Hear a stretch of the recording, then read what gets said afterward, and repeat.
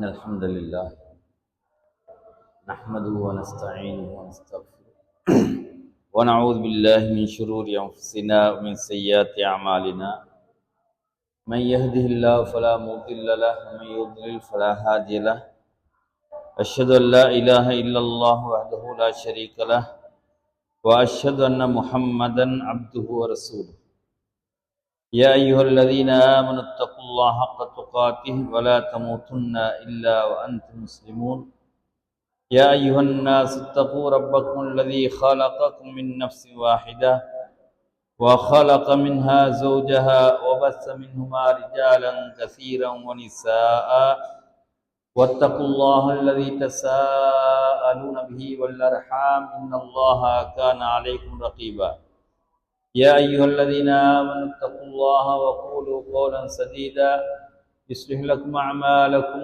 ويغفر لكم ذنوبكم ومن يطع الله ورسوله فقد فاز فوزا عظيما أما بعد فإن أصدق الحديث كتاب الله وخير الهدي هدي نبينا محمد صلى الله عليه وسلم وشر الأمور محدثاتها وكل محدثة بدعة وكل بدعة ضلالة وكل ضلالة في النار اللهم صل على محمد وعلى آل محمد كما صليت على إبراهيم وعلى آل إبراهيم إنك حميد مجيد وبارك على محمد وعلى آل محمد كما باركت على إبراهيم وعلى آل إبراهيم إنك حميد مجيد அன்புக்குரிய இஸ்லாமிய சகோதரர்களே, அஸ்ஸலாமு அலைக்கும் வரஹ்மத்துல்லாஹி வபரகாத்துஹு. இன்றைய இந்த அமர்விலே வழிகேட்டுக்கான காரணிகளும் அதிலிருந்து பாதுகாத்து கொள்ளக்கூடிய வழிமுறைகளும் என்ற ஒரு தலைப்பு தரப்பட்டிருக்கின்றது. வழிகேடு என்று பேசக்கூடிய நேரத்திலே பொதுவாக அகீதா ரீதியாக முஸ்லிம்கள் வழி தவறிய வழிகட்ட கொள்கைகளை பேசக்கூடிய அதே நேரத்திலே வழிகேடுகள் என்று வரக்கூடிய நேரத்தில் வணக்க ரீதியாக உருவாக்கப்பட்ட பித்அத்கள், அதே போன்று மார்க்கத்தின் பேரால் உருவாக்கப்பட்ட அனாச்சாரங்கள் அனைத்துமே வழிகேடுகள் என்று அறிமுகப்படுத்தப்படுகின்றன. இந்த வழிகேடு என்ற சொல்லுக்கு நேர்முரணான சொல்தான் நேர்வழி என்பது. நேர்வழி என்ற ஒன்றை நாம் எப்பொழுதும் அல்லாஹ்விடத்தில் வேண்டிக் கொண்டிருக்கிறோம். சூரத்துல் ஃபாத்திஹாவிலே இஹ்தினஸ் ஸிராத்தல் முஸ்தகீம், யா அல்லாஹ் எங்களுக்கு நேரான பாதையை காட்டுவாயாக என்று நாம் தினமும் பிரார்த்தனை புரிந்து கொண்டு இருக்கிறோம். நேரான பாதை எது என்பதை நாங்கள் விளங்கிக் கொண்டால், எது கோணலான பாதை, எது வழிகேடு என்பதை நாங்கள் புரிந்து கொள்ளலாம். ரசூலுல்லாஹி ஸல்லல்லாஹு அலைஹி வஸல்லம் ஒரு சந்தர்ப்பத்தில் ஒரு நேரான கோட்டை கீறி அதற்கு பக்கத்திலே வலதிலும் இடதிலுமாக பல கோடுகளை கீறிவிட்டு, இந்த நேரான பாதை சிராத்துல்லாஹ், அல்லாஹுடைய பாதை, பக்கத்திலே இருக்கக்கூடியவைகள் பல பாதைகள், ஹாதிஹி சுபுல், இந்த ஒவ்வொரு பாதையிலும் ஷைத்தான் இருந்து கொண்டு அதன் பால் அழைத்து கொண்டிருக்கிறான், அந்த பாதைகளிலே நீங்கள் நுழைந்து விட வேண்டாம், அப்படி நுழைந்தால் நீங்கள் நரகத்தில் நுழைந்து விடுவீர்கள் என்று நபி ஸல்லல்லாஹு அலைஹி வஸல்லம் அவர்கள் எச்சரிக்கை செய்தார். எனவே நேரான பாதை என்பது அல்லாஹுடைய ரசூல் நமக்கு காட்டித்தந்த பாதை. நபி ஸல்லல்லாஹு அலைஹி வஸல்லம் அவர்கள் சஹாபாக்களுக்கு படித்து கொடுத்த அந்த பாதை, சஹாபாக்களை எந்த பயிற்சி பாஷறையிலே ரசூலுல்லாஹி ஸல்லல்லாஹு அலைஹி வஸல்லம் அவர்களை வளர்த்தார்களோ, எந்த மன்ஹஜிலே எந்த அடிப்படையிலே அவர்களை புடம் போட்டார்களோ அந்த பாதை தான் நேரான பாதை. அந்த நேரான பாதையை விட்டும் தவறி செல்வது, அந்த நேரான பாதையை விட்டுவிட்டு வேறு பாதைகளை தெரிவு செய்வது வழிகேடாக அமைகிறது. ரசூலுல்லாஹி ஸல்லல்லாஹு அலைஹி வஸல்லம் அவர்கள் இந்த செய்தியை சொல்லிவிட்டு ஒரு குர்ஆனுடைய வசனத்தை ஓதி காட்டினார். வஅன்ன ஹாதா சிராத்தி முஸ்தகீமன் ஃபத்தபிஊஹு வலா தத்தபிஉஸ் சுபுல்.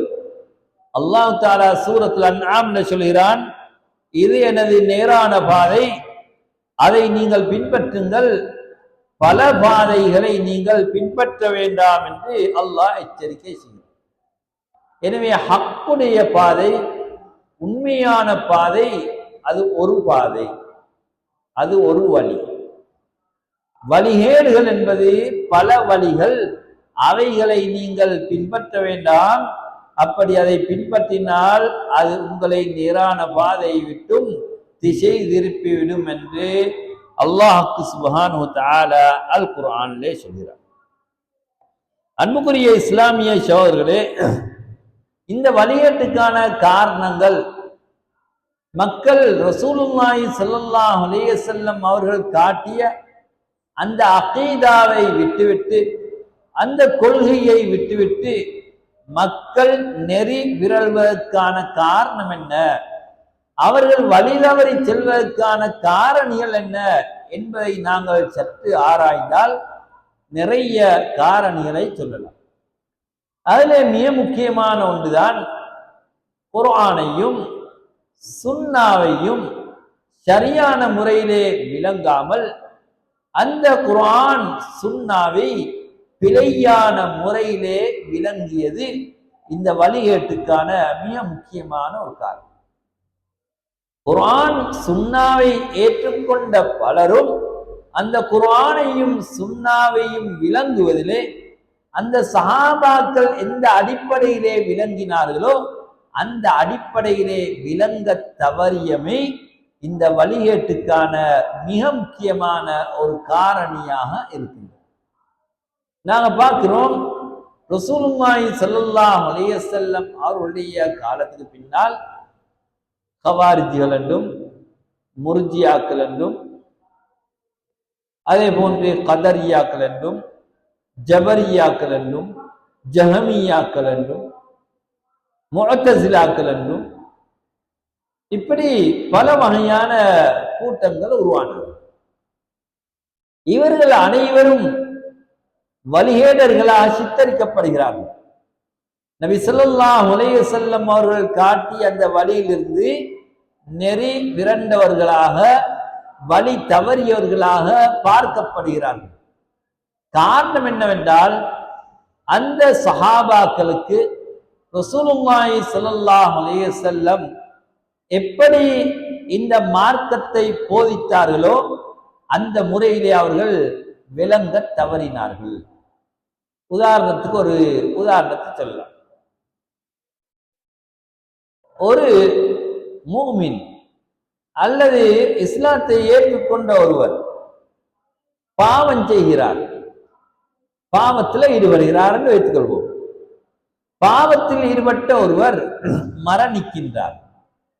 இப்படி மரணித்தால் இவருடைய நிலைமை என்ன?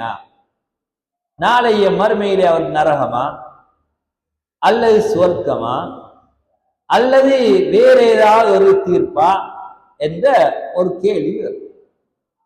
இந்த ஹவாரிஜிகள் என்று சொல்லப்படக்கூடிய கூட்டத்தினர் யாரெல்லாம் பாவம் செய்கிறார்களோ அவர்கள் நரகத்திலே, யாரெல்லாம் பாவம் செய்கிறார்களோ அவர்கள் இந்த உலகத்தில் காபிர்களாக மாறிவிடுவார்கள். பாவம் செய்தவர்கள் காபிர்கள். எனவே அவர்கள் மரணித்தால் அவர்கள் சுவனம் செல்ல முடியாது, அவர்கள் நரகத்துக்கு நுழைவார்கள் என்று சொன்னார். ஈமானுக்கு விளக்கம் சொல்லக்கூடிய நேரத்திலே ஈமான் என்றால் ஃபிஅலு ஜமீஇ த்தாஆத் வஜ்தினாபு ஜமீஇல் மஆசி, நன்மைகள் என்று அறியப்பட்ட அல்லாஹ்வுக்கு கட்டுப்படுதல் என்று அறியப்பட்ட இபாதத்துகள் அனைத்தையும் செய்வதும் அல்லாஹ் தஆலா தடுத்த பாவங்களை முழுமையாக விலகி நடப்பதும் தான் ஈமான். எனவே இபாதத்துல ஏதாவது ஒன்றை செய்யாம விட்டா, தொழுகை விட்டா, அல்ல நோம்ப விட்டால், அல்லது ஒரு பாவம் செஞ்சிட்டா, மதுபானம் குடிச்சிட்டா, அல்லது ஜினா செஞ்சிட்டா, இப்படி ஏதாவது ஒரு பாவத்தை செஞ்சிட்டா அவன் காஃபிராகி விடுவான் என்ற ஒரு கருத்தை சொன்னார். ஆனா ரசூலுல்லாஹி ஸல்லல்லாஹு அலைஹி வஸல்லம் சஹாபாக்களுக்கு இப்படித்தான படித்து கொடுத்தார்கள். ரசூலுல்லாஹி ஸல்லல்லாஹு அலைஹி வஸல்லம் அவர்கள் எப்படி இந்த விடயத்தை கையாண்டார்கள் என்பதை நாங்கள் ஆராய்ந்து பார்த்தால், சஹாபாக்களில் சில பாவம் செய்தவர்கள் இருந்தார்கள், அவர்களுக்கு தண்டனை கொடுக்கப்பட்டது, அவர்கள் தௌபா செய்தார்கள், அவர்கள் இஸ்லாத்திலேயே தான் இருந்தார்கள். சிலர் சில பாவங்களை செய்யக்கூடிய நேரத்திலே சஹாபாக்கள் அவர்களை தண்டிக்கவா, அவர்களை இப்படி செய்யவா என்று கேட்ட நேரத்திலெல்லாம் லஅல்லஹு யுஸல்லி, அவர் தொழக்கூடியவராக இருக்கலாம், அவர் தொழக்கூடியவராக இருக்கலாம் என்றெல்லாம் ரசூலுல்லாஹி ஸல்லல்லாஹு அலைஹி வஸல்லம் அவர்கள் சொன்னது, யாராவது ஒரு முஃமின் பாவம் செய்துவிட்டால் இஸ்லாத்தை விட்டு வெளிப்பட மாட்டான், இஸ்லாத்தை விட்டு வெளிப்பட மாட்டான், அவன் காபிராக மாட்டான். இந்த பாவம் செய்யக்கூடிய நிலையிலே ஒருவர் மரணித்தால் நாளைய மறுமையிலே அவன் தஹ்த மஷியத்தில்லா, அல்லாஹ்வுடைய நாட்டத்துக்கு கீழே, அல்லாஹ் நாடினா அவனை மன்னிக்க முடியும், அல்லாஹ் நாடினா தண்டிக்க முடியும்.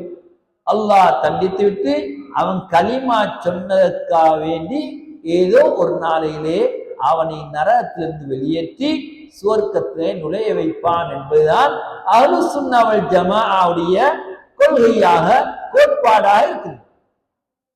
ஆனா இந்த ஹவாரிஜிகள் வித்தியாசமான ஒரு கருத்தை அவர்கள் முன்வைத்தார்கள்.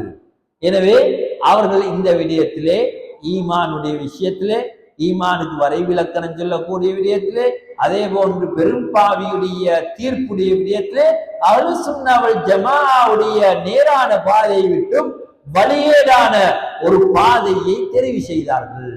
எனவே ஹவாரிஜிகள் வழிகட்ட கூட்டமாக கருதப்படுகிறார்கள். அன்புக்குரிய இஸ்லாமிய சகோதரர்களே, அதற்கு பின்னால் முர்ஜியாக்கள் என்ற ஒரு கூட்டம் வந்தார்கள். அவர்கள் எப்படி ஒரு கருத்தை சொன்னார்கள் என்றால், ஒருவர் கலிமாவை ஏற்றுக்கொண்டு விட்டால், லா இலாஹ இல்லல்லாஹ் என்ற கலிமாவை மனதால் ஏற்றுக்கொண்டு விட்டால் அவர் முஃமின், அவர் பரிபூர்ணமான முஃமின். அவர் எவ்வளவுதான் பாவம் செய்தாலும் அந்த பாவம் அவருக்கு எந்த ஒரு ஆபத்தையும், அவருடைய ஈமானுக்கு எந்த ஒரு பழுதையும் ஏற்படுத்த மாட்டாது. அவர் பரிபூர்ணமான முஃமின் என்ற ஒரு கருத்தை சொன்னார். இதுவும் அஹ்லுஸ் சுன்னah வல் ஜமாஅவுடைய நேரான அந்த கொள்கைக்கு முரணான ஒரு கருத்தாக இருக்கின்றது. அப்படி என்றால் அஹ்லுஸ் சுன்னah வல் ஜமாஅ என்ன கருத்தை சொன்னார்கள்? ஒரு பெரும்பாவியுடைய விடயத்திலே ஒருவன் பெரும்பாவம் செய்தான் என்றால் அவன் தௌபா செய்ய வேண்டும். அவன் பாவம் செய்யக்கூடிய நிலையிலே அவன் ஃபாசிகா கருதப்படுவான், ஒரு பாவியா கருதப்படுவான். பாவம் செய்யக்கூடிய நிலையிலே அவன் மரணித்தால் நாளைய மறுமையிலே அல்லாஹ் தஆலா நாடினால் தண்டிப்பான், நாடினால் அவனை மன்னிப்பான். நாங்க பிரபலமாக கேள்விப்பட்ட ஹதீஸ் தான், 99 கொலையை செஞ்ச ஒருவர் ஒரு ஆலிமிடத்தில் எனக்கு மன்னிப்பு இருக்கின்றதா என்று கேட்ட நேரத்திலே, உனக்கு மன்னிப்பு கிடையாது என்று சொன்ன நேரத்திலே 100வது கொலையையும் அவர் பூர்த்தி செய்தார். அதற்கு பின்னால் அந்த அவர் இன்னொரு வருடத்துல போய் கேட்ட நேரத்துல, ஆம் உனக்கு தௌபா உண்டு, உனது சூழலை மாற்ற வேண்டும், நீ இந்த ஊரிலிருந்து இன்னொரு ஊருக்கு செல்ல வேண்டும் என்று அவருக்கு ஒரு அறிவுரை சொல்லப்படுகின்றது. அவர் அப்படியே நடந்து செல்கிறார். அப்படி செல்லக்கூடிய நேரத்திலே அவர் மரணிக்கின்றார். மலக்குகள் அவருடைய தூரத்தை அளந்து பார்க்கின்றார்கள். அவர் அந்த தௌபா செய்து மீளக்கூடிய அந்த ஊருக்கு கொஞ்சம் சமீபமா இருக்கிறார் என்பதனால் அல்லாஹ் சுப்ஹானஹு வ தஆலா இவருடைய பாவங்களை மன்னித்ததாக நாங்கள் ஹதீஸ்கள்ல. எனவே பெரும் பாவம் செய்த ஒருவர் மன்னிக்கப்படலாம். ஆனா மன்னிப்பு கிடைக்குமா இல்லையா என்பது அல்லாஹ் தஆலாவிடத்திலே உள்ளது. இப்படியாக இது நான் ஒரு உதாரணம் சொன்னேன். ரசூலுல்லாஹி ஸல்லல்லாஹு அலைஹி வஸல்லம் அவர்கள் காட்டிய அந்த கொள்கை கோட்பாடுகளுக்கு மாற்றமா நடப்பது அனைத்தையும் நாங்கள் வழிகேடுகள் என்று சொல்கிறோம். எனவே குர்ஆனையும் சுன்னாவையும், குர்ஆன்ல வரக்கூடிய ஆதாரங்களையும் சுன்னால வரக்கூடிய ஆதாரங்களையும் ஒழுங்காக விளங்காததின் காரணமாக சமூகத்திலே வழிகேடுகள் தோன்றின என்பதை நாங்கள் பார்க்கக்கூடியதா இருக்கு. அன்புக்குரிய இஸ்லாமிய சகோதரர்களே, இந்த சமூகத்திலே வழிகேடுகள் தோன்றுவதற்கான காரணங்களிலே மிக முக்கியமான காரணங்களிலே ஒன்றுதான் குர்ஆன் சுன்னாவை ஆதாரமாக எடுக்காமல் தமது மனோ இச்சைகளை, தாம் கருதிய கருத்துக்களை, தமது புத்தி சொல்லக்கூடிய கருத்துக்களை மார்க்கமா விளங்கிக் கொண்டது.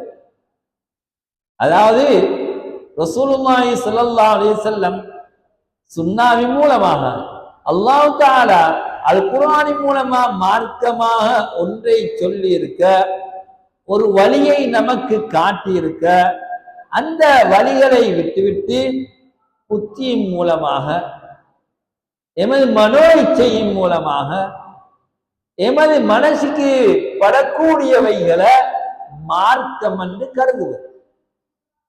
இதற்கும் அப்பால் மனாம்களை, கனவுகளை ஆதாரமாக வைத்து, அல்லது அவங்க சொல்லக்கூடிய இல்ஹாம் என்று சொல்லக்கூடிய எங்களுக்கு உதிப்பாக்கி தரப்பட்டது என்று சொல்லக்கூடிய சில விடயங்களை வச்சு மார்க்கத்தை சொல்ல தொடங்கினான். மார்க்கம் என்பது எங்கிருந்து பெறணும்? அல் குர்ஆனிலிருந்தும் சுன்னாவிலிருந்தும் பெறப்பட வேண்டியது. மாற்றமாக அது சுய புத்தியிலிருந்தோ, பகுத்தறிவிலிருந்தோ, அல்லது மனோ இச்சையிலிருந்தோ, அல்லது கனவுகள் மூலமாகவோ, அல்லது இல்ஹாம் என்று சொல்லப்படக்கூடிய உதிப்புகளின் மூலமாகவோ, அல்லது கஷ்பு என்று சொல்லப்படக்கூடிய அந்த சொல்லுவார்கள் வெளியுடைய உள்ளத்துக்கும் அல்லாஹ்வுடைய அந்த ஹஸானாவுக்கு இடையில திரைகள் அற்று போய் அவர்களுக்கு எல்லாம் வெளிச்சமாக விளங்குறார். இது கஷ்பு என்று சொல்லி அவர்கள் விளக்கம் சொல்வார். இப்படியான விடயங்களை வச்சு ஆதாரம் காட்டி இதெல்லாம் மார்க்கத்துல உள்ளது என்று சொன்னபடியால இந்த மார்க்கத்துல நிறைய பித்அத்கள், வழிகேடுகள் தோன்றியதை நாங்கள் பார்க்கிறோம். இன்று நடைமுறையில இருக்கக்கூடிய பித்அத்கள் அது இபாதத் ரீதியான வழிகேடுகளா இருக்கலாம், அல்லது கொள்கை ரீதியான வழிகேடுகளா இருக்கலாம். வஹ்தத்துல் வஜூத் போன்ற கொள்கை ரீதியான வழிகேடுகள், ஷியாயிசம் போன்ற கொள்கை ரீதியான வழிகேடுகள், அதே போன்று இன்று அகீதா ரீதியாக பேசப்படக்கூடிய இன்னும் பல வகையான வழிகேடுகள் இருக்கின்றன. சுப முஸ்லிம் என்ற ஒரு கூட்டம் இருக்குது. அவங்க இந்த தஜ்ஜாலுடைய வருகை எல்லாத்தையும் ஒரு வித்தியாசமான விளக்கங்களை சொல்லி கொண்டிருக்கிறாங்க. இதுக்கு வாலிபர்கள் மாட்டிக்கொண்டிருக்கிறாங்க. இப்படி ஒவ்வொருத்தரும் ஒவ்வொரு வகையான கொள்கைகளை முன்வைக்கின்றார்கள். இந்த கொள்கைகளை நாங்க அடிப்படையில எடுத்து பார்த்தோம் சொன்னா, இது சஹாபாக்களுடைய காலத்துல அறியப்படாத கொள்கைகள், சஹாபாக்களுக்கு ரசூலுல்லாஹ் சொல்லி கொடுக்காத கொள்கைகள். எனவே இன்று நிறைய கொள்கை ரீதியாக பித்அத்கள், வழிகேடுகள் உருவாக்கப்பட்டிருக்கின்றன. அதே போல இபாதத் ரீதியாக, வணக்க ரீதியாக ரசூலுல்லாஹி ஸல்லல்லாஹு அலைஹி வஸல்லம் அவருடைய காலத்துல காணப்படாத, அறியப்படாத நிறைய வணக்க வழிபாடுகள் உருவாக்கப்பட்டிருக்கின்றன. இவை அனைத்தும் வழிகேடுகள். காரணம், ரசூலுல்லாஹி ஸல்லல்லாஹு அலைஹி வஸல்லம் நமக்கு அவைகளை போதிக்கவில்லை, அவைகளை காட்டித் தரவில்லை. எனவே எந்த வணக்க அனுஷ்டானங்களா இருந்தாலும், எந்த கொள்கை கோட்பாடா இருந்தாலும், ரசூலுல்லாஹி ஸல்லல்லாஹு அலைஹி வஸல்லம் அவர்கள் இதை நமக்கு படித்து தந்தார்களா, இதை ரசூலுல்லாஹ் போதித்தார்களா என்பதை வைத்துத்தான் இது சரியானதா அல்லது பிழையானதா என்பதை நாங்கள் விளங்கிக் கொள்ள முடியும். அன்புக்குரிய இஸ்லாமிய சகோதரர்களே, ரசூலுல்லாஹி ஸல்லல்லாஹு அலைஹி வஸல்லம் அவர்களுடைய காலத்திலே அது உண்மையானதா இன்று செய்யப்படக்கூடிய நிறைய பித்அத்கள், நிறைய வழியேட்டு கொள்கைகள் இது சரியானதா இருந்தால் நிச்சயமா அந்த சஹாபாக்கள் அந்த கொள்கையிலே இருந்திருப்பார்கள். இது சரியானதா இருந்தால் அந்த சஹாபாக்கள் அந்த வணக்க வழிபாடுகளை செய்திருப்பார்கள். எனவே ரசூலுல்லாஹி ஸல்லல்லாஹு அலைஹி வஸல்லம் அவர்களுடைய காலத்துல, சஹாபாக்களுடைய காலத்துல அவர்கள் அறியாத, அவர்கள் புரியாத கொள்கைகள், அவர்கள் அறியாத வணக்க வழிபாடுகள் இன்று உருவாக்கப்படும் என்றால் அது அனைத்தும் வழிகேடு என்பதிலே எந்த சந்தேகம் கிடையாது. அன்புக்குரிய இஸ்லாமிய சகோதரர்களே, எனவே இன்று நடைமுறையில் இருக்கக்கூடிய வணக்க வழிபாடுகளும் தான், கொள்கை கோட்பாடுகளும் தான், எதையும் நாம் அந்த சுன்னாவோடு ஒப்பிட்டு பார்க்கக்கூடிய நேரத்தில், ரசூலுல்லாஹி ஸல்லல்லாஹு அலைஹி வஸல்லம் சஹாபாக்களுடைய வாழ்க்கையோடு ஒப்பிட்டு பார்க்கக்கூடிய நேரத்தில் இது சரியானதா பிழையானதா, அந்த காலத்திலே அறிமுகமானதா அல்லது புதிதாக அறிமுகமானதா என்பதை வைத்து சரி பிழை என்பதை நாங்கள் விளங்கிக் கொள்ளலாம். அன்புக்குரிய இஸ்லாமிய சகோதரர்களே, எனவே இந்த சமூகம் வழிகட்டு செல்வதற்கான காரணங்களிலே மிக முக்கியமான காரணம் தான் இத்திபாஉல் ஹவா, மனோ இச்சையை பின்பற்றுவது, சுய புத்தியை பின்பற்றுவது. முஅத்தஸிலாக்கள் என்று சொல்லக்கூடிய கூட்டத்தினர் அவர்கள் சுய புத்தியை, பகுத்தறிவை முற்படுத்தினார்கள். பகுத்தறிவுக்கு நேர்பட்டவைகளை தாம் மார்க்கமாக ஏற்றுக்கொண்டார்கள். பகுத்தறிவுக்கு மாற்றமானவைகளை அவர்கள் மார்க்கமாக ஏற்றுக்கொள்ளவில்லை. முஅத்தஸிலாக்களுடைய பார்வையிலே சூனியம் என்பது கிடையாது. காரணம், அது பகுத்தறிவுக்கு படாத ஒன்று. கண்ணூர் என்பது முஅத்தஸிலாக்களுடைய பார்வையிலே கிடையாது. அது பகுத்தறிவை விட்டும் அப்பாற்பட்ட ஒன்று. ஒருவருக்கு ஆபத்து செய்வதா இருந்தால், ஒருவருக்கு தீங்கு செய்வதா இருந்தால், புற காரணிகளால ஏதாவது ஒன்றை தொட்டு எல்லாம் அடித்து அல்ல அப்படித்தானே செய்யும், அநியாயம் செய்யும். இப்படி ஒரு மானவியத்தான, கண்ணுக்கு புலப்படாத விடயங்களை கொண்டு ஒருவருக்கு ஆபத்தை செய்ய முடியாது. எனவே சூனியத்தை மறுத்தார்கள் முஅத்தஸிலாக்கள். முஅத்தஸிலாக்களை தொடர்ந்துதான் இன்று வந்த குர்ஆன சுன்னாவை பேசக்கூடிய சில சகோதரர்கள் அந்த சூனியத்தை மறுத்தார்கள். குர்ஆன் சுன்னா என்ற பேரிலே, தௌஹீத் என்ற பேரிலே வந்தவர்கள் இந்த கண்ணூறு, கண் திருஷ்டியை மறுத்தார்கள். ஆனால் ஐனு ஹக்குன் ஹதீஸ்ல இருக்குது, கண்ணூர் உண்மையானது. லவ்கான ஷைஉன் சாபிகல் கத்ர லஸபகத்துல் ஐனு, கதரை முந்தக்கூடிய, அல்லாஹ் எழுதிய கதரையே முந்தக்கூடிய ஒரு விடயம் இருக்கும் என்றால் இந்த ஐன் கண்ணூர் முந்திவிடும் என்று ரசூலுல்லாஹி ஸல்லல்லாஹு அலைஹி வஸல்லம் அவர்கள் சொன்னார்கள். ஆனா இவர்கள் பகுத்தறிவுக்கு படுவதில்லை, எனவே கண்ணூர் இல்லை, சூனியம் இல்லை என்று அவர்கள் மறுத்தார்கள். சூனியத்தை யாரும் அனுமதிப்பதில்லை. சூனியம் செய்வது பாவம். 7 பெரும் பாவங்களிலே, நன்மைகளை அளிக்கக்கூடிய பாவங்களிலே மிக முக்கியமான ஒரு பாவமாக இந்த சிஹ்ரை ரசூலுல்லாஹி ஸல்லல்லாஹு அலைஹி வஸல்லம் அவர்கள் அறிமுகப்படுத்தினார்கள். சுலைமான் அலைஹிஸ்ஸலாத்து வஸ்ஸலாம் அவருடைய காலத்திலே செய்யப்பட்ட சிஹ்ரை பற்றி அல்லாஹ் தஆலா குர்ஆனிலே சொல்கிறார். அந்த சிஹ்ரின் மூலமாக அல்லாஹ் நாடினாலே தவிர தாக்கங்களை உண்டாக்க முடியாது என்று அல்லாஹ் தஆலா அல் குர்ஆன்ல சொல்றான். இனி சூனியக்காரன் சூனியம் செய்வான், சூனியம் வைப்பான், ஆனா அதனால ஏற்படக்கூடிய தாக்கம், அதனால ஏற்படக்கூடிய பாதங்கள் அல்லாஹ் நாட வேண்டும். அல்லாஹ் நாடாம நடக்காது. எனவே சூனியம் எப்படி செய்யப்படுகின்றது? ஷைத்தானை வணங்கி செய்யப்படுகின்றது. ஷைத்தானை வணங்கி அல்லாஹ் அல்லாதவர்களை வணங்கி செய்யப்படுகின்றது. எனவே இந்த சூனியம் பெரும் பாவங்களிலே உண்டு. சில வேளை இந்த சூனியம் குஃப்ரை உண்டாக்கக்கூடியது. வமா கபர சுலைமான் வலாகின்ன ஷயாத்தீன கபரு யுஅல்லிமூன அன்னாஸ ஸிஹ்ர். சூனியத்தை படிச்சு கொடுத்து அவர்கள் காபிரானார்கள் என்ற வரலாறை அல்லாஹ் தஆலா சொல்கிறார். எனவே சூனியத்திலே ஒரு வகை குஃப்ரை உண்டாக்கக்கூடியது, இன்னொரு வகை இருக்கின்றது மந்திரங்கள் மூலமாக அல்லது மூலிகைகள் மூலமாக செய்யப்படக்கூடிய சூனியம்.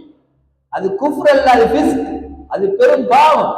எனவே இந்த சூனியக்காரர்கள் உமர் ரலியல்லாஹு அன்ஹு காலத்தில் தண்டிக்கப்பட்டிருக்கின்றார்கள், கொலை செய்யப்பட்டிருக்கின்றார்கள் சூனியக்காரர்கள். இதெல்லாம் வரலாறு. ஆனா இப்படி எல்லாம் வரலாறு இருக்க சூனியம் என்பது இல்லை, சூனியத்தை கொண்டு தாக்கம் செலுத்த முடியாது என்று ஒரு ஷாரார், ஆரம்பமாக முஅ்தஸிலாக்கள், அதற்கு பின்னால வந்த தௌஹீத் என்ற பெயர்ல வந்தவர்களே இதை மறுக்கிறார். யார் சூனியத்தை மறுக்கிறானோ அவன் குர்ஆன்ல ஒரு பகுதியை மறுக்கிறான்.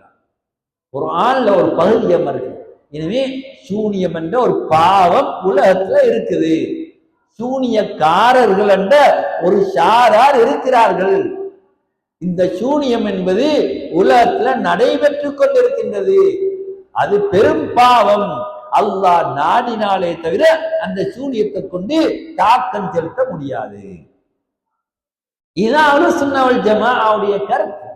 ஆனா வழிகேடுகள் ஒவ்வொரு வகையிலே புத்தி ரீதியாக, மனோ இச்சை ரீதியாக இந்த இஸ்லாத்துல வழிகேடுகள் தோன்றியது நாம அன்புக்குரிய இஸ்லாமிய சோழர்களே, இஸ்லாத்துல தோன்றிய வழிகேடுகள் என்று நாம பார்த்தா எக்கச்சக்கமான வழிகேடுகள் இஸ்லாத்திலே தோன்றியிருக்கின்றன.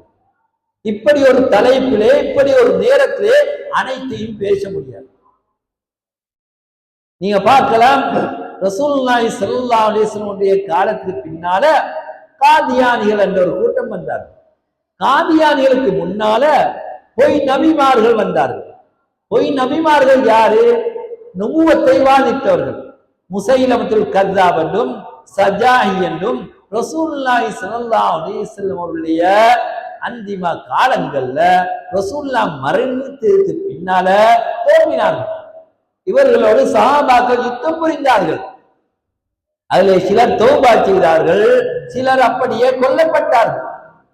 இவர்கள் என்ன ஆடினார்கள்? நபித்துவத்தை வாதினார்கள். ரசூலுல்லாஹ்வுக்கு பின்னால் நபி இல்லை என்று அல்லாஹ் குர்ஆன்ல சொல்றான்.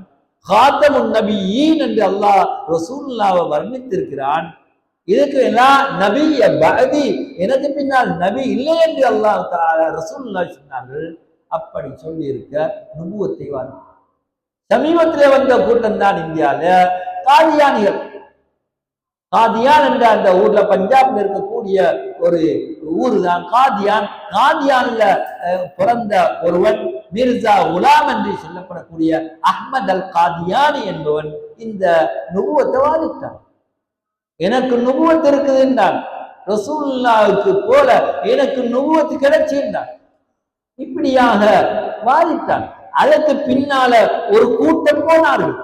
இந்த அஹ்மதியாக்கள் என்று அறியப்படுகிறார்கள். அவர்கள் அமெரிக்கால, பிரிட்டிஷ்ல, இந்திய ஐரோப்பிய நாடுகள் எல்லாம் அவனோட மர்கஸ்கள் இருக்கின்றன. இலங்கையில இருக்கிறார்கள் காதியானிகள். வழிகட்ட கூட்டம் என்றது மட்டுமல்ல, அவர்கள் இஸ்லாத்தை விட்டு வெளிப்பட்டு சென்றவர்கள். காதியானிகள் முஸ்லீம்கள் ஒரு கூட்டமாக கூட கருத முடியாது. ஆனா அவங்க தொப்பியை போட்டுக்கொண்டு, தாடியை வச்சுக்கிட்டு, ஜிப்பா போட்டுக்கொண்டு என்ன செய்யறாங்க? சமூகத்துல நடமாடி வராங்க. மற்றவங்க பார்த்தா இவனை முஸ்லிம் தான் பார்க்கிறாங்க. ஆனா இவர்கள் இஸ்லாத்தை விட்டு வெளிப்பட்டவர்கள்.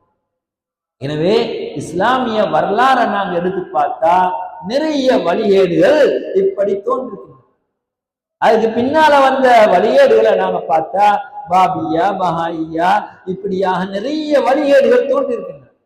இன்று நவீன காலத்துல லிப்ராலியாண்டும் ஷியோஇயாண்டும் இஸ்திராக்கியாண்டும் இப்படி இல்மானியாண்டும் ஒவ்வொரு வகையான வழிகள் தோன்றி இருக்கின்றன. இல்மானியானா செகுலரிசம். செகுலரிசம் என்பது மார்க்கத்தை விட்டும் அரசியலை வேறு விரிப்பது. அரசியல்ல மார்க்கம் வரக்கூடாது, அரசியல் செய்யக்கூடிய இடத்துல மார்க்கம் பேசக்கூடாது. நாங்க சொல்றோம் அரசியல் மார்க்கத்துல உள்ளது. அந்த அரசாங்கம் என்பது மார்க்கத்தை அடிப்படையா வச்சுதான் வரும். அடிப்படை அரசாங்கங்கள் அப்படி இல்லை, அது வேற செய்தி. ஆனா அடிப்படை அரசாங்கம் செய்யப்படக்கூடிய இடத்துல, அரசியல் செய்யப்படக்கூடிய இடத்துல மார்க்கம் பேசப்படும். மார்க்கத்தின் அடிப்படையில தான் தீர்ப்புகள் செய்யப்படும். ومن لم يحكم بما انزل الله فاولئك هم الكافرون ومن لم يحكم بما انزل الله فاولئك هم الفاسقون ومن لم يحكم بما انزل الله فاولئك هم الظالمون. யார் அல்லாஹ் இறக்கிய வேதத்தை கொண்டு தீர்ப்பு செய்ய அவர்கள் காவிர்கள், அவர்கள் வாலிம்கள், அநியாயக்காரர்கள், அவர்கள் ஃபாசிக்குகள் என்றெல்லாம் அல்லாஹ் தஆலா சொல்கிறார். எனவே தீர்ப்பு ஆட்சி குர்ஆன் சுன்னாவுடைய ஆட்சி தான் இருக்க வேண்டும் அடிப்படை. எனவே அரசியலையும் மார்க்கத்தையும் வேறு இருக்க முடியாது. இந்த இல்மானியத் என்ற கொள்கை என்ன செய்கின்ற மார்க்கத்தையும் அரசியலையும் பிரிக்கின்றது. இது நவீன காலத்துல வந்த வழியேடு. லிப்ராலியான ஒரு கொள்கை, லிபரலிசம் என்று சொல்வார்கள். அதாவது முழு சுதந்திரத்தையும் மனிதனுக்கு கொடுப்பது, மார்க்கம் என்று தேவையில்லை, அப்படியான ஒரு கொள்கை. ஷியூஇயா இஸ்திராக்கியான்னு சொல்வார்கள், சோசலிசம் என்பார்கள். அதாவது இது அதாவது சம உடைமை கொள்கை என்பார்கள். ஒவ்வொரு தனி நபர்களுக்கு அவர்களுக்கு சொந்தமாக சொத்துக்கள் எல்லாம் அவர்களுக்கு அதாவது நினைச்ச மாதிரி வச்சுக்க முடியாது, எல்லாம் சமமாக பங்கு வைக்கப்படும் என்று சொல்வார்கள். இப்படியான பல வகையான வழிகேட்டு கொள்கைகள் சமீப காலத்துல வந்திருக்கின்றன. இந்த கொள்கைகள்ல, இந்த அடிப்படைகள்ல இன்று நிறைய இஸ்லாமியர்கள் மாட்டிக்கொண்டிருக்கிறார்கள், முஸ்லிம் ஆட்சியாளர்கள் மாட்டிக்கொண்டிருக்கிறார்கள். நிறைய முஸ்லிம் ஆட்சியாளர்கள்ட்ட இருப்பது இல்மானியத், அவங்கள்ட்ட மார்க்கம் இல்ல. நிறைய இந்த ஆட்சியாளர்களிடத்துல இன்று ஐரோப்பாவால அல்லது அவர்கள் எதை இறக்குமதி செஞ்சாங்களோ அவங்களோட கொள்கைகளும் கோட்பாடுகளும் அவங்களோட லோவும் அவங்களோட சட்டங்களும் தான் இருக்கின்றன. குர்ஆனும் கிடையாது, சுன்னாவும் கிடையாது. எனவே இந்த சமூகத்துல அகீதா ரீதியான கொள்கை கோட்பாடுகளிலே நிறைய வழிகேடுகள் தோன்றிருக்கின்றன. இனி அன்புக்குரிய இஸ்லாமிய சோர்களே, எனவே அக்காலம் தொடுத்து இக்காலம் வரையிலே வந்த வழிகேடுகள் என்று பார்க்கக்கூடிய நேரத்துல நிறைய நூற்றுக்கணக்கான ஆயிரக்கணக்கான வழிகேடுகள் தோன்றியிருக்கின்றன. இது அனைத்துக்குமான காரணம் என்று பார்த்தா, ஒன்று குர்ஆன் சுன்னாவை புறக்கணித்தது, குர்ஆன் சுன்னாவை ஒழுங்கா விளங்காதது, மனோ இச்சையை பின்பற்றியது, அது மட்டுமல்ல மூதாதையினரை பின்பற்றினது. மூதாதையினர் சரியா இருந்தாலும் சரி, பிழையா இருந்தாலும் சரி, அவர்களை நாம் பின்பற்றி செல்வோம். ஜாஹிலியா காலத்துடைய வழியேடாக இருந்தது. ஜாஹிலியா கால மக்கள் வழியேற்றில் செல்வதற்கான காரணம் இன்னா அல்ஃபைனா அலையாபானா, எங்கட பெற்றோர்கள் எங்கட மூதாதையினர் இப்படித்தான் இருந்தாங்க, எனவே நாம் இப்படித்தான் இருப்போம். எனவே இன்று சமூகத்துல காட்டப்படக்கூடிய ஆதாரங்கள்ல மிக முக்கியமான ஆதாரம் எங்கட மூதாதையினர், எங்கட பழையாக்கள். எங்கட பழையாக்கள் இப்படித்தான் செஞ்சாங்க, நாங்க இப்படித்தான் செய்யணும். இது வழியேட்டுக்கான அடையாளங்கள்ல உண்டு. எனவே எதை நாங்கள் செய்வதா இருந்தாலும், எதை சொல்வதா இருந்தாலும், சரியானதை செய்வதா இருந்தால் நாங்கள் குர்ஆன் சுன்னாவின் அடிப்படையிலே அவைகளுக்கு ஆதாரம் காட்ட வேண்டும். அன்புக்குரிய இஸ்லாமிய சோர்களே, எனவே இந்த அகீதாவை, இந்த குர்ஆன சுன்னாவை ஒழுங்காக விளங்காததின் காரணமாக இன்று சமூகத்துல நிறைய வழிகேடுகள் தோன்றியதை நாங்கள் பார்க்கக்கூடியது. அன்புக்குரிய இஸ்லாமிய சோர்களே, அதே போன்று அது உலூஃபித்தீன் மார்க்கத்துல ஏற்பட்ட எல்லை மீறல், எக்ஸ்ட்ரீமா செல்வது, எதையும் எல்லை மீறி விளங்க சென்றது மார்க்கத்துல நிறைய வழிகேடுகளை கொண்டு வந்ததை நாங்கள் பார்க்கிறோம். உதாரணத்துக்கு சொல்ல போனா, கபறுகள் மதிக்கப்பட வேண்டியது, நல்லவர்கள் மதிக்கப்பட வேண்டியவர்கள், ஔலியாக்கள் அல்லாஹ்வுடைய நேசர்கள் மதிக்கப்பட வேண்டியவர்கள். அவர்களுடைய பெயர்கள் கூறப்பட்டா ரஹிமஹுல்லா என்று நாங்கள் சொல்கிறோம், மதிக்கணும். மௌத்தானவர்களுக்கு ஏசக்கூடாது, மௌத்தானவர்களை பத்தி நலவு சொல்லணும். இது ஔலியாக்களுடைய விடயத்துல நாங்க சொல்லக்கூடிய கொள்கை. ஆனா ஔலியா யார்? நாங்க நினைக்கிறவங்க ஔலியாவா? ஔலியா என்றால் அல்லாஹ் தஆலா சொல்கிறான், அல்லதீன ஆமனு வ கானூ யத்தகூன். வலியார் ஈமான் கொண்டு அல்லாஹ் பயந்தவர்கள், ஈமான் கொண்டு அல்லாஹ்வை பயந்தவர்கள் அனைவரும் ஔலியாக்கள். இந்த சபையில பல ஔலியாக்கள் இருக்கலாம், அது அல்லாஹ்வுக்கு மட்டும்தான் தெரியும். வலி என்பவன் அல்லாஹ்வோடு உள்ள தொடர்பை சீர்படுத்தி கொண்டவன்.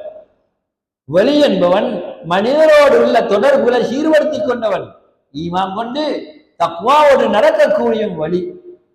ஆனா இன்று வலி என்பதை நாங்க எப்படி விளங்குது? வலி என்றால் அவருக்கு கபர் ஒன்று கட்டப்பட்டிருக்கணும், பச்சை புடவை போட்டிக்கணும், இதுதான் வலி, வலியிடக்கம். அன்புக்குரிய இஸ்லாமிய சொல்லே, எனவே ஔலியாக்களை மதிப்பதா சொல்லிக்கொண்டு எல்லை மீறி சென்றார்கள், கபர்களை கட்டினார்கள். கபர் கட்ட சொல்லிக்க இஸ்லாத்துல, லா தபுனு அல் குபூர், கபர்களை நீங்க கட்ட வேண்டாம். வலா துஜஸ்ஸிசு, அதுக்கு சுண்ணாம்புகள் பூசி நீங்க என்ன செய்ய வேண்டாம், அவைகளை நீங்க கட்ட வேண்டாம், ரசூலுல்லாஹ்வுடைய உத்தரவு. ஆனா கபர்கள் கட்டப்படுது, இது பிழை, இது வழிகேடு, இது எல்லை மீறல். கபர்களை ஜியாரத் செய்யப்படணும், சலாம் சொல்லப்படணும், அவர்களுக்கான துஆ கேட்கப்படணும், அது சுன்னா. ஆனா இன்று கபர்களை வச்சு எத்தனை பித்அத்துகள் நடக்குது. ஈக்கியது இல்லாத எல்லாத்தையும் மோதக்கூடிய இடமா கபர்களை மாற்றிக்கொள்ளலாம். கபர்கள் என்று வரக்கூடிய நேரத்துல அது அவைகளை கட்டப்படக்கூடிய இடமாக, அந்த இடங்களை துஆ செய்யப்படக்கூடிய, எங்களுக்கு நாங்க பிரார்த்தனை புரிவதற்கு அல்லது நேர்ச்சை வச்சு போகக்கூடிய இடமாக மாற்றிக்கொண்டார். நேர்ச்சை வச்சு போகக்கூடிய இடம் அல்ல கபர். நேர்ச்சை வைக்கணும் அல்லாஹ்வுக்காக வேண்டும், அடிப்படையில நேர்ச்சி வைக்கிறத அடுத்தாங்க ரசூல். நேர்ச்சி வச்சா அல்லாஹ்வுக்காக நீ நேர்ச்சி வைக்கணும், கபர்களுக்காக நேர்ச்சி வைக்க கூடாது, எல்லை மீறி சென்றார். கபர்களை அடிப்படையா வைத்து இன்று நிறைய பித்அத்துகள் உருவாக்கப்பட்டதை நாம் பார்க்கிறோம். சஹாபாக்கள் காலத்துல இதெல்லாம் இருந்துதான் கேட்டா ஒன்று.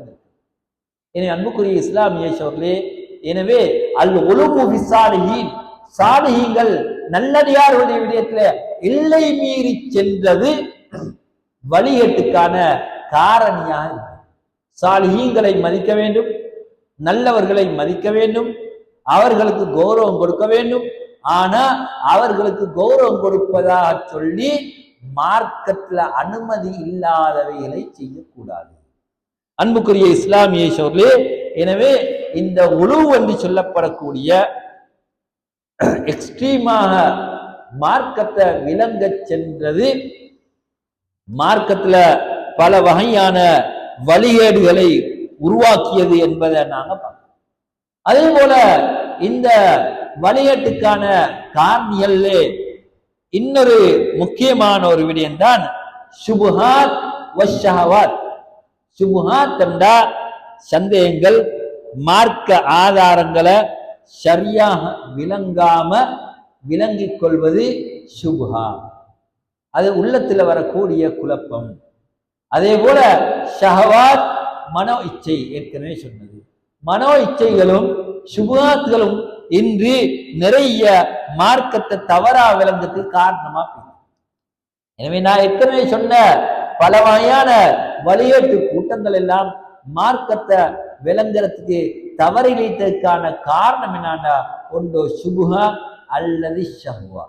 சுபுஹா என்றால் மார்க்கத்தில் ஒரு செய்தி சொல்லப்பட்டிருக்கும், அதை தவறான முறையில விளங்கிக் கொள்வது. தவறான முறையில விளங்கி கொண்டதுனால அவர்கள் வழிகேட்டுக்கு சென்றார்கள், அல்லது மனோ இச்சைப்படி விளங்கினதுனால அவர்கள் வழியேட்டுக்கு சென்றார்கள் என்ற விடயங்களை நாங்க பார்க்கக்கூடிய அன்புக்குரிய இஸ்லாமிய சோர்களே.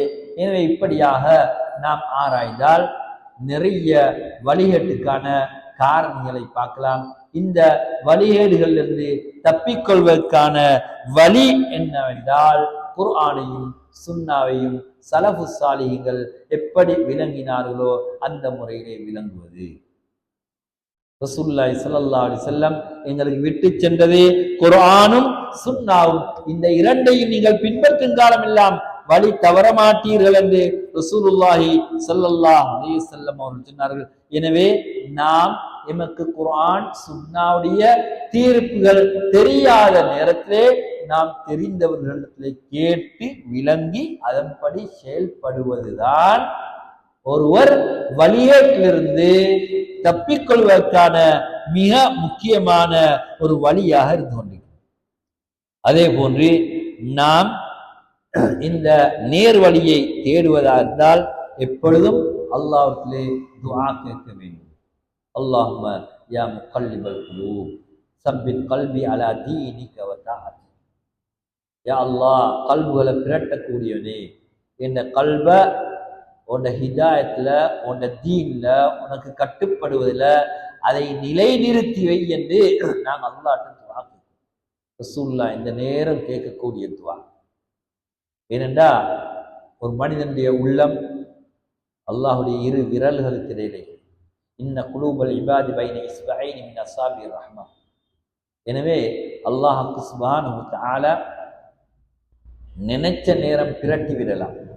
ஆனால் நாங்கள் அல்லாஹ்ட்ட துஆ கேட்கணும், ரப்பனா லா துஸிக் குலூபனா பஅத இஸ் ஹதைதனா. யா அல்லாஹ், நேர் வழி காட்டியதுக்கு பின்னால எங்களோட கல்புகளை உள்ளங்களை வழிகேட்டின்பால் இட்டு சென்று விடாதே என்ற துஆவை நாங்கள் அல்லாஹ்ட்ட துஆ கேட்போம். எனவே துஆ கேட்பது, இஹ்லாஸோடு இருப்பது, ரசூலுல்லாஹ்வுடைய சுன்னாவை நாங்கள் பின்பற்றுவதற்கு முயற்சி செய்வது, மார்க்கத்தை சரியான இடங்களுக்கு பேய்த்து மார்க்கத்தை படிப்பது, சரியான இடத்துல எங்க குர்ஆன் சுன்னா சரியான முறையில் போதிக்கப்படுதோ அந்த இடங்களுக்கு போய் நாங்க இந்த மார்க்கத்தை படிப்பதெல்லாம் எமக்கு எம்மிலிருந்து வழிகேடுகள் இல்லாமல் போறதுக்கு, வழிகேட்டை நாங்கள் சிக்கிக்கொள்ளாமல் இருப்பதற்கு அது காரணியம். எனவே எப்பொழுது நாங்க பள்ளியோட தொடர்பாக, தொழுகையோடு தொடர்பாக, மார்க்கத்தோடு தொடர்பாக இருக்கக்கூடிய நேரத்துல அது நம்மை வழிகேட்டை விட்டும் பாதுகாக்கும். மாற்றமாக இவைகளை விட்டும் தூரப்படக்கூடிய நேரத்திலே, இல்முடைய மஜ்லிஸ்களை விட்டும் தூரமாகக்கூடிய நேரத்திலே, குர்ஆன் சுன்னா எங்கே போதிக்கப்படுகின்றனவோ அந்த இடங்களை விட்டு தூரமாகக்கூடிய நேரத்திலே நம்மை வழிகேடு தொத்திக்கொள்ளும் என்பதை நாங்கள் எச்சரிக்கையாக இருக்கிறோம். எனவே நாங்கள் சில வேளை வழிகேடுகளை நாங்க எடுக்க விரும்ப மாட்டோம். ஆனா வழிகேடுகள் எம்மை காவிக்கொள்ளும், எம்மை தொட்டுக்கொள்ளும். நாங்க விளங்காமலே இந்த வழிகேடுகளுக்கு உள்ளாகி விடுவோம். எனவே அது சில வேளை குர்ஆன் சுன்னா என்ற பேர்லயே வழிகேடுகள் வந்து, குர்ஆன் அண்டுவாங்க, சுன்னாண்டுவாங்க, ஆனா அது வழிகேடாயிருக்கு. அதனாலதான் குர்ஆன் சுன்னா என்று மாத்திரம் சொல்வதல்ல, குர்ஆனையும் சுன்னாவையும் சலஃபு சாலிஹீன்கள், சஹாபாக்கள், தாபிஈன்கள், தபஉ தாபிஈன்கள் எந்த முறையில விளங்கினார்களோ அந்த முறையிலே விளங்குவதுதான் இந்த உண்மையான மன்ஹஜ், உண்மையான நேர்வழி என்பதை நாங்க புரிந்து கொள்ள வேண்டும். எனவே இன்று சமூகத்துல நிறைய ضعيفான, நிறைய இட்டுக்கட்டப்பட்ட ஹதீஸ்கள் பரவலாக இருக்கும். இன்று இட்டுக்கட்டப்பட்ட ஹதீஸ்களையும் மிக பலவீனமான ஆதாரங்களையும் வைத்து மார்க்கத்தை விளங்கி கொண்டிருக்கிறார். இதெல்லாம் மக்களை வழிகேட்டின்பால் இட்டு செல்லக்கூடிய காரணம். எனவே ஒரு ஹதீஸை கேட்டா படிச்சா நாங்க அதை தேடோம். இது சஹீஹான ஹதீஸா, இது ضعيفான ஹதீஸா, இது இட்டுக்கட்டப்பட்ட செய்தியா, இது மார்க்கத்துல புனையப்பட்டதா அல்லது ஒத்தன்டிக் ஆதாரபூர்வமான செய்தியா என்பதை நாங்க உறுதிப்படுத்தினால்தான் எது சரி எது பிழை என்பதை நாங்கள் விளங்கிக் கொள்ளலாம். மாறாக எல்லாரும் செய்கிறாங்க, எல்லாரும் சொல்றாங்க, அதனால் நாங்கள் செய்கிறோம் என்று நாங்க அதை கண்மூடித்தனமாக பின்பற்றி செல்வோம் என்றால் நாங்கள் வழிகேட்டில் விளங்காமல் நுழைந்து விடுவோம் என்பதிலே எந்த சந்தேகம் கிடையாது. எனவே அன்புக்குரிய இஸ்லாமிய சோர்களே, இந்த வழிகேட்டுக்கான காரணிகள் என்ன என்பதை பற்றி சுருக்கமாக பார்த்தோம். இன்று உலகத்திலே நான் ஏற்கனவே சொன்ன போல நிறைய வழிகேடுகள் இருக்கின்றன. அந்த வழிகேடுகளை விட்டும் நாங்கள் பாதுகாப்பு தேட வேண்டும். நாம் எந்த ஒரு புதிய விஷயம் வந்தாலும் அவைகளுடைய விடயத்துல குர்ஆன் சுன்னாவுடைய தீர்ப்பென்ன, இந்த விடயத்துல குர்ஆன் சுன்னாவை போதிக்கக்கூடிய உலமாக்களுடைய தீர்ப்பென்ன என்பதை நாங்கள் தெளிவாக விளங்க வேண்டிய ஒரு கடமைப்பாட்டோடு இருக்கும். எனவே அல்லாஹ் சுப்ஹானஹு வ தஆலா இந்த தீனுல் இஸ்லாத்தை சரியான முறையில் விளங்கி அல்லாஹும் ரசூலும் இந்த மார்க்கத்தை எப்படி எங்களுக்கு விட்டு சென்றார்களோ அந்த முறையிலே பின்பற்றுவதற்கு நம் அனைவருக்கும் அல்லாஹ் தஆலா தௌஃபீக் செய்வானாக. வ ஆகிரு தஅவானா அனில் ஹம்துலில்லாஹ்.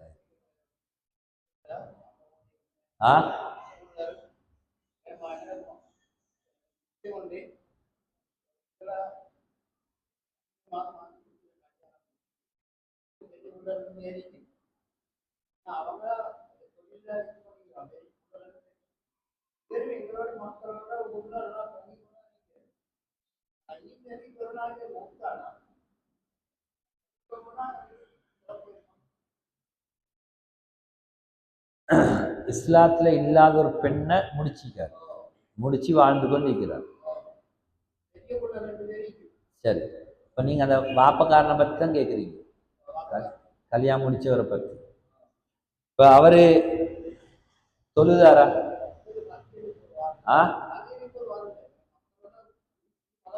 அவர் பொதுவாக களிமா சொன்னவர் தானே, இஸ்லாத்துல பிறந்தவர்.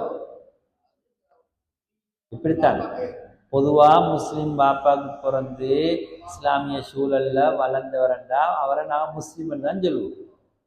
அவரை குஃப்ரை ஏற்படுத்தக்கூடிய ஏதாவது ஒன்று ஏற்பட்டால் அவரை நாங்கள் காஃபிர்.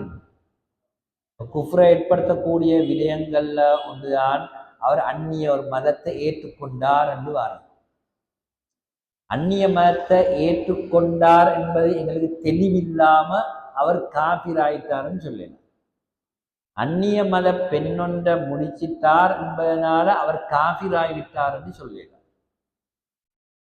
அவர் முஸ்லிம், ஆனா அவர் வாழ்வது தவறான முறை, அவர் வாழ்வது தவறான வழிமுறையில் இருக்கிறாரு, தவறான முறையில் இருக்கிறாரு.